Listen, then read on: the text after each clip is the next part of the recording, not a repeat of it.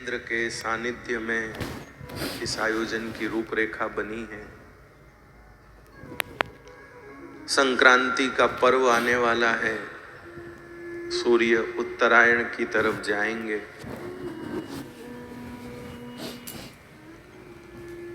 जब सूर्य उत्तरायण में जा रहे हैं तो फिर हम भी क्यों पीछे रहें। हम सूर्य की संतानें हैं। हम सब सूर्य की ही संतान हैं। हमारे पूर्वज आदि पुरुष और कोई नहीं, सूर्य नारायण भगवान ही है। तो जैसे हम अपने पूर्वजों का अनुगमन करते हैं, अपने पूर्वजों के पीछे जाते हैं, तो ऐसे ही भैया सूर्य नारायण भगवान हमारे आदि पूर्वज हैं, आदि पुरुष हैं। तो उनके पीछे हमको भी जाना चाहिए। सूर्य नारायण कहाँ जाते हैं? बोले वे उत्तरायण की ओर जाते हैं। वे उत्तरायण की ओर जाते हैं तो अपने भी चलो उत्तरायण की ओर। लेकिन यह समझना पड़ेगा कि उत्तरायण है क्या। उत्तरायण है क्या? एक शब्द है नारायण। क्या है? नारायण। नारायण शब्द का मतलब क्या है? नारायण शब्द का अर्थ क्या है? नार अयन, नारायण, नार अयन। नार शब्द जो है वो जल की सूचना देता है। अयन माने रहना। जो जल में रहता है उसको नारायण कहते हैं। नारायण, जो जल में रह रहा है, जो जल में विश्राम करता है। ऐसे तो बहुत जीव रहते हैं पानी में, मछली भी रहती है, पर मछली को नारायण नहीं कहते। मगरमच्छ भी पानी में ही रहता है पर उसको नारायण नहीं कहते। मेंढक भी रहता है लेकिन उसको नारायण नहीं कहते।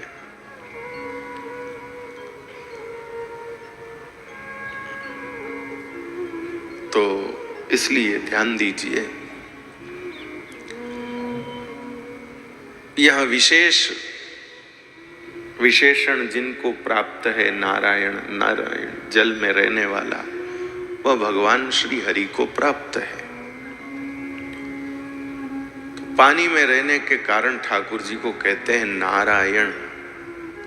तो जैसे नारायण बना है शब्द, ऐसे ही शब्द बना है उत्तरायण।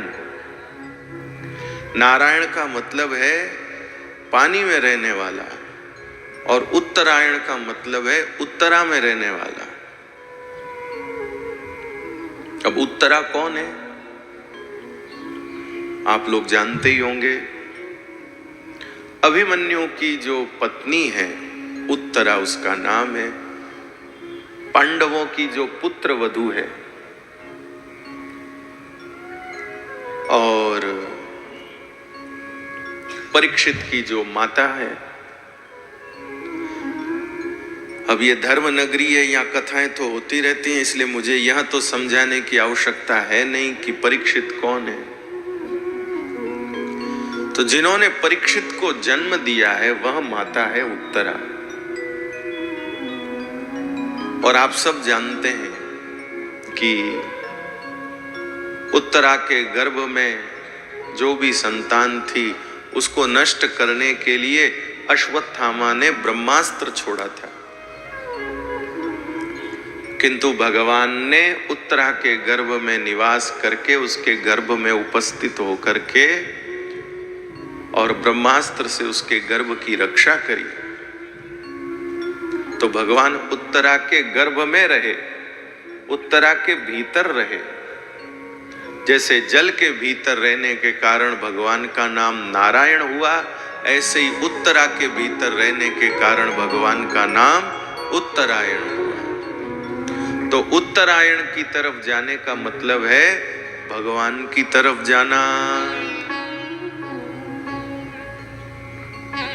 बात आई कि नहीं आई समझ में? बोलिए ना। उत्तरायण क्या है, आ गया ध्यान में? ठीक है जी। तो सूर्य जब उत्तरायण की ओर जा रहा है तो हम भी उत्तरायण की तरफ बढ़ें, हम भी भगवान की तरफ बढ़ें। मकर संक्रांति सिर्फ दान की तरफ बढ़ने के लिए नहीं है, पुण्यार्जन के लिए ही नहीं है। दान करना चाहिए, संक्रांति पर दान करने का बहुत लाभ है। इसलिए गौशाला के भाइयों ने आग्रह रखा कि संक्रांति के पास ही कथा दीजिए, ताकि भक्तों का दान प्राप्त हो सके गौ सेवा के लिए। तो संक्रांति पर दान का तो महात्म है ही है। एक बात ध्यान से सुनिए, जो पर्व काल आता है वो सिर्फ किसी एक व्यवहार के लिए नहीं आता है। जैसे दीपावली का पर्व आता है, तो दीपावली का पर्व आता है तो सब व्यापारी ही लक्ष्मी पूजन करते हैं। करते कि नहीं करते? बोलिए ना। करते हैं, लेकिन बाकी और कोई नहीं करता। एक बार किसी हमारे बड़े गुरुजन का फोन आया, उन्होंने कहा कि क्या लक्ष्मी जी की पूजा कर ली आपने? मैंने कहा महाराज जी, हम काहे की लक्ष्मी पूजा करें? लक्ष्मी जी की पूजा तो व्यापारी लोग करते हैं, उनकी दुकान व्यापार ये सब होता है इसलिए करते हैं। ये त्योहार तो व्यापारियों का है। तब उन गुरुजन ने कहा कि अरे कैसी भूल कर रहे हो, हमारे देश के कोई भी त्योहार किसी एक समूह के लिए नहीं आता है, जो आता है सबके लिए आता है। व्यापारी अपने व्यापारी की नजर में जो धन है वो उसका पूजन कर रहा है। तो व्यापारियों को देखा किसकी पूजा करते हैं? चांदी के सिक्कों की पूजा कर रहे हैं, नोटों की पूजा कर रहे हैं। पहले 1000 के नोट की पूजा करते थे, 2000 के नोट की पूजा करते थे, फिर वो बंद हो गए तो उनका बंद कर दिया। अब 500 के नोट होते हैं उनकी पूजा करते हैं, 200 के नोट है उनकी पूजा करते हैं, दुकान का पूजन करते हैं, तराजू का पूजन करते हैं, अपने दुकान में रखे हुए, व्यापार में रखे हुए सामान का, मशीनों का, इनका पूजन करते हैं। क्यों? क्योंकि उनकी दृष्टि में ये धन है। तो उन्होंने मुझे कहा कि तुमको अपने ग्रंथों का पूजन करना चाहिए, भागवत का पूजन करो, रामायण का पूजन करो, पुराणों का पूजन करो, कलम का पूजन करो, डायरी का पूजन करो। अपनी दृष्टि में तुम्हारे लिए क्या धन है? व्यापारी के लिए वो धन है, तुम्हारे लिए क्या धन है? मैंने कहा धन तो है, भागवत है, तो इसका पूजन करो। तो इस प्रकार भाई कोई प्रसंग सिर्फ एक ही विषय वस्तु के लिए नहीं होता, उसमें कई सारे विषय वस्तु जुड़े रहते हैं, पर उसको समझने वाला चाहिए। तो संक्रांति को भी सब लोग यही सोचे कि भाई संक्रांति पर दान करो तो पुण्य होता है। कई माताएं बहनें संक्रांति पर 13 वस्तुओं का दान करती हैं। ठीक बोल रहा हूं ना? 13 वस्तुओं का दान करती है, 13 बाल्टी, 13 रजाई, जो भी 13। इसका संदेश है कि जो दे रहे हैं वो तेरा, देने के बाद जो पुण्य हो वो मेरा।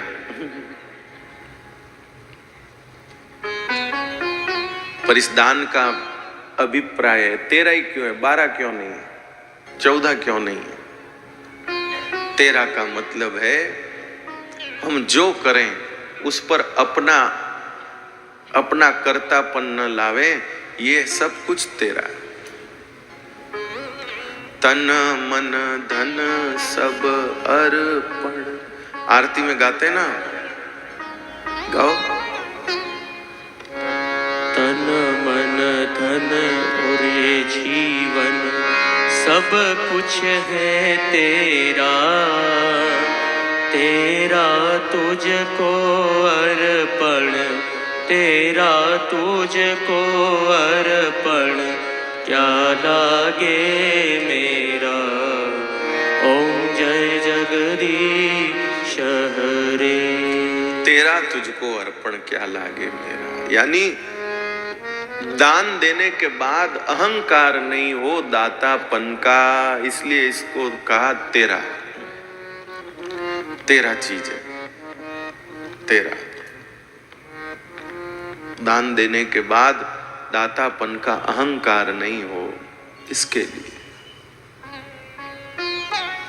तो मकर संक्रांति को सिर्फ इस दृष्टि से नहीं देखें कि इन दिनों में दान देवें और पुण्य प्राप्त हो, उस पुण्य की बड़ी भारी महिमा है। नहीं, संक्रांति पर उत्तरायण की तरफ चले, यानी भगवान की तरफ बढ़ने का महात्मा है, ठाकुर जी की ओर बढ़ने का महात्मा है। सूर्य की गति उत्तरायण की ओर हो रही है, तो हमारी गति भी तो उत्तरायण यानी श्री कृष्ण की ओर होनी चाहिए, श्री भगवान की तरफ हमारी भी तो गति होनी चाहिए।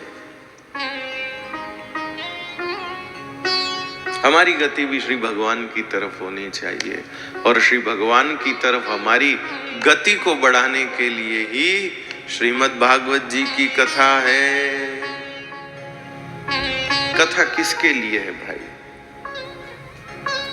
कोई कहे पितरों का कल्याण करने के लिए, देवताओं की प्रसन्नता के लिए। अरे भाई वो तो सब काम हो गया, पितर कब के तर गए। कोई हमारी भागवत कथा के लिए बैठे थोड़ी हैं अब तक।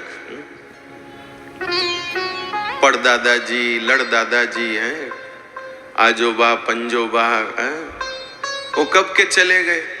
अब तक क्या वो वहां वही बैठे इंतजार कर रहे हैं कि कोई बेटा पोता भागवत करावे फिर हम आगे जावें। वो तो अपनी यात्रा पर निकल गए। यह भागवत तो हमारी यात्रा शुरू हो, हमारी यात्रा आगे बढ़े श्री भगवान की तरफ, इसके लिए है। तो संक्रांति के पर्व पर जहां सब कोई पुण्य प्राप्त करने में लगे हैं, वहां अब हम भगवान की तरफ अपनी गति बढ़ाएं। और भगवान की तरफ गति बढ़ाने के लिए पुण्य नहीं चाहिए, भगवान की तरफ आगे बढ़ने के लिए प्रेम चाहिए। पुण्य के प्रभाव से व्यक्ति स्वर्ग तक पहुंचता है, और प्रेम के प्रभाव से व्यक्ति भगवान के चरणों तक पहुंचता है। प्रेम के प्रभाव से व्यक्ति भगवान के चरणों तक पहुंचता है। अब हमारा सुख किस में है, ये तो हमको सोचना है। स्वर्ग में अपने लिए सुख है या भगवान के चरणों में अपने लिए सुख है? कहाँ सुख है?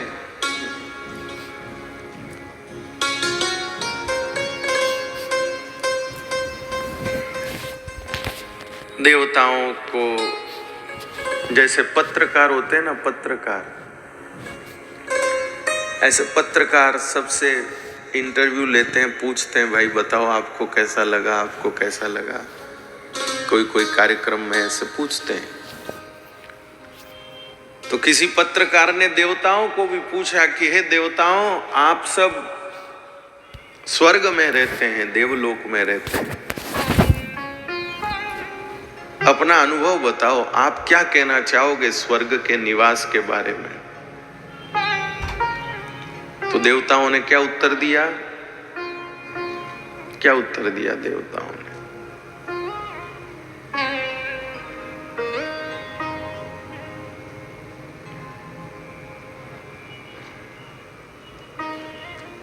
देवताओं ने उत्तर दिया कि हम तो देवलोक में रहने की अपेक्षा भारत भूमि पर रहना ज्यादा श्रेष्ठ समझते हैं।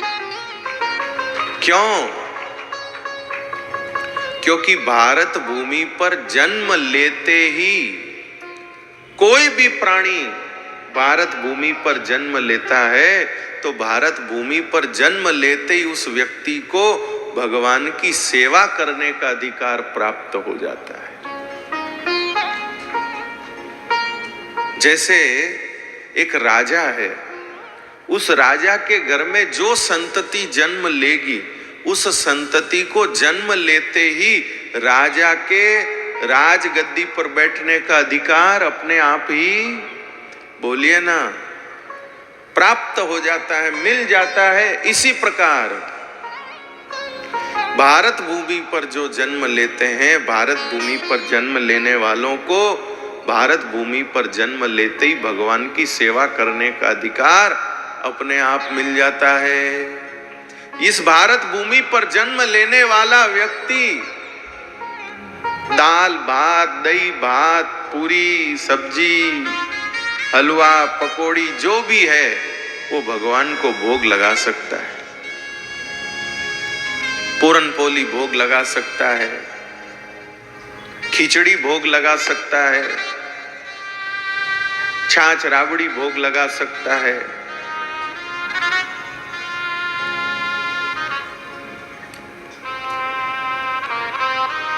ऐसी ऐसी सामग्री सब भगवान को वो भोग लगा सकता है, खिला सकता है। और हम देवता लोग देवलोक में अमृत की आहुतियां देते हैं, सोमरस की आहुतियां देते हैं, उसको भी कभी भगवान प्रकट होकर स्वीकार नहीं करते। और यहाँ भारत भूमि के लोग जो कुछ भी आटा दाल से, जो कुछ भी बेसन से, जो कुछ भी घी शक्कर डाल के व्यंजन बनाते हैं, उसको प्रकट होकर ठाकुर जी ग्रहण करते हैं। इसलिए हम तो भारतवासियों को यही कहेंगे, भैया कभी भी देवलोक आने का फार्म मत भरना, कभी भी इधर देवलोक में मत आना। और दूसरी बात, हम देवलोक में रहते हैं पर हमारे देवलोक में इतना सुख साधन है, इतनी सुख सुविधाएं हैं कि उन सुख सुविधाओं के चलते, उन साधनों के चलते हम भगवान को भूल जाते हैं। अतिशय इंद्रियोत्सवात, अतिशय इंद्रिय उत्सवात। अतिशय इंद्रिय उत्सवात का मतलब है बहुत ज्यादा इंद्रिय सुख यहाँ पर है, खूब ज्यादा सुख सुविधा है। उस बहुत ज्यादा सुख सुविधा के होने के कारण हम भगवान को भूल जाते हैं, भगवान की विस्मृति हो जाती है।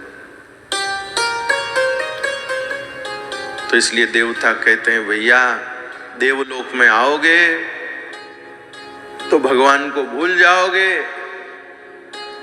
किसी मनुष्य ने कहा, महाराज हे देवताओं, धरती पर भी सुख सुविधाएं कम थोड़ी हैं, यहां भी सुविधाएं बहुत हैं। सोफा पर बैठो, गद्दे पर बैठो, गर्मी हो तो एसी है, सर्दी हो तो गर्म कंबल है, हीटर है, बरसात हो तो छतरी है, मोबाइल है, दूर बैठे बात कर सकते हो और एक दूसरे का चित्र देख सकते हो। बहुत सारी सुविधाएं हैं, तरह तरह के खान पान हैं, पूछो मत आप। हमारे यहाँ भी बहुत सारी सुविधाएं हैं, तो हम भी तो भूल सकते हैं भगवान को। देवताओं ने कहा, आप धरती पर रहने वाले, भारत भूमि पर रहने वाले भगवान को कभी नहीं भूल सकते हो। क्यों?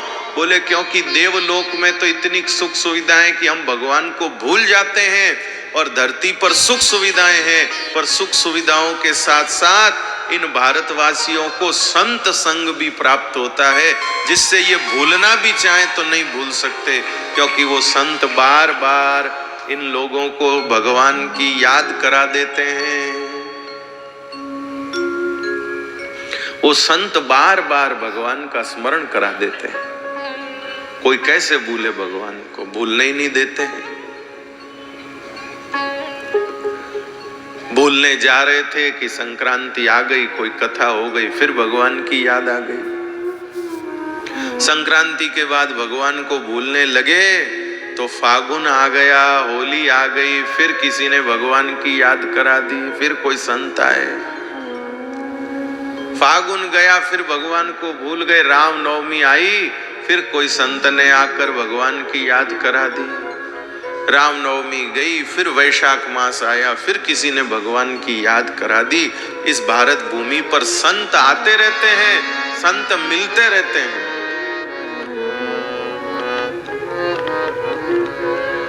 और सबसे विशेष बात यह है कि ये संत जो हैं ये ना वैकुंठ में होते हैं, ना स्वर्ग में होते हैं, ना देवलोक में होते हैं, ना पाताल लोक में होते हैं। हम भाग्यशाली हैं कि संत इस धरती पर होते हैं और धरती में भी भारत भूमि पर होते हैं।